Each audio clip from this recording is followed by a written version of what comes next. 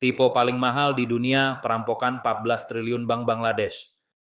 Jumat pagi di Dhaka, Bangladesh, petugas bank masuk ke ruangan printer yang biasanya berisik dengan suara kertas laporan transaksi internasional. Namun pagi itu ruangan terasa sangat sunyi. Printer yang terhubung dengan sistem pembayaran global SWIFT itu macet. Para petugas menganggap itu hanya masalah teknis biasa. Mereka tidak sadar bahwa di balik keheningan itu, sebuah kelompok hacker paling mematikan di dunia sedang menguras cadangan devisa negara mereka. Hanya dalam satu malam, hampir 1 miliar dolar atau sekitar 14 triliun rupiah sedang bergerak keluar dari Federal Reserve New York menuju rekening-rekening misterius di Filipina. Dan yang lebih gila lagi, perampokan ini hampir berhasil 100% jika bukan karena satu kesalahan ketik yang sangat sepele. Persiapan sang peretas bayangan. Pelakunya diduga kuat adalah Lazarus Group, kelompok hacker yang memiliki koneksi dengan Korea Utara. Mereka tidak meretas bank ini dalam satu malam. Mereka sudah berenang di dalam sistem komputer Bank Bangladesh selama hampir 1 tahun. Mereka mempelajari jam kerja karyawan, cara mereka mengetik pesan transfer, hingga bagaimana sistem printer bekerja.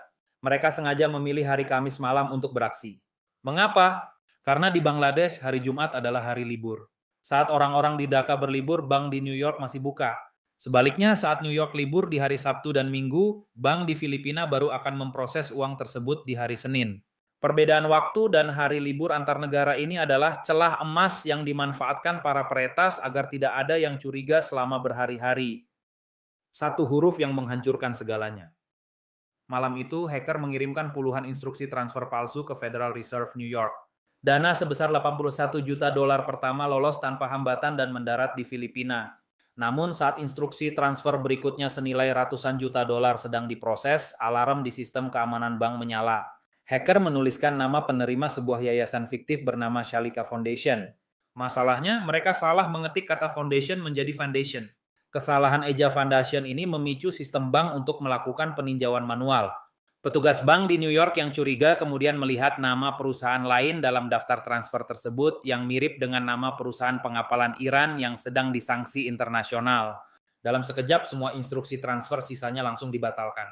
Salah ketik satu huruf ini menyelamatkan uang negara sebesar 850 juta dolar atau hampir 13 triliun rupiah.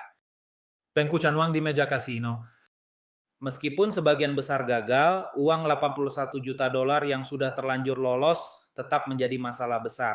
Uang itu mendarat di sebuah bank di Filipina atas nama rekening-rekening palsu yang sudah disiapkan setahun sebelumnya. Dari bank, uang itu segera ditarik tunai dan dibawa ke kasino-kasino mewah di Manila.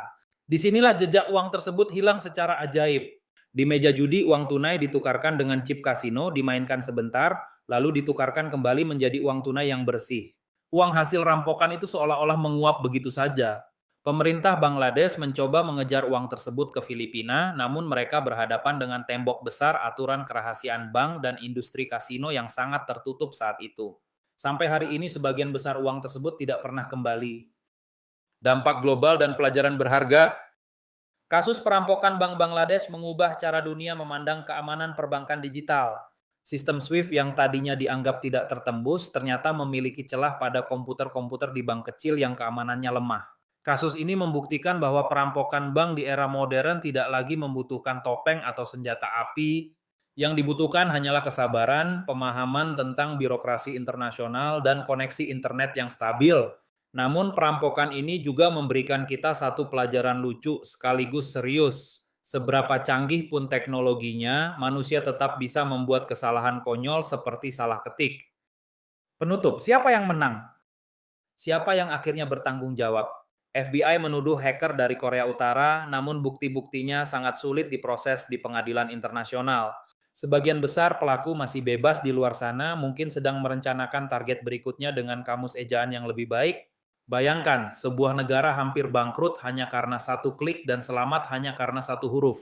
Bagaimana menurut kalian, apakah bank-bank kita sudah benar-benar aman dari serangan seperti ini? Tulis pendapat kalian di kolom komentar. Subscribe channel ini kalau kamu suka, tetaplah waspada terhadap keamanan digital kalian, dan sampai jumpa di kasus berikutnya. Ketelitian bukan sekadar kebiasaan, tapi benteng pertahanan terakhir kita.